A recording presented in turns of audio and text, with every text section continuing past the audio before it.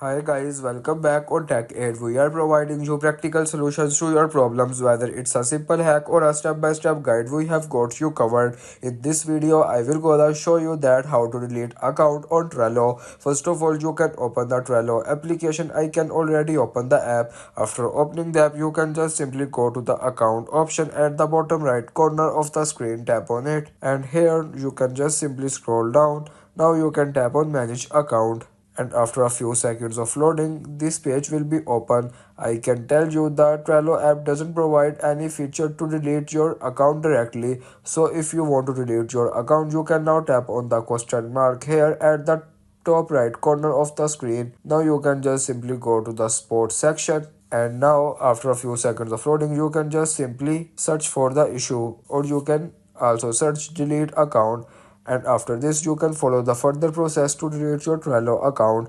If you want to keep your online activity private and access to restricted contents like I do, try using a VPN. It's secure, easy to use, and makes a browsing safer. The link to buy is in the description below. If this tutorial helped, don't forget to like the video and subscribe for more practical solutions. Got questions or need extra help, drop a comment below and we will be happy to assist. See you in the next one. Thanks for watching.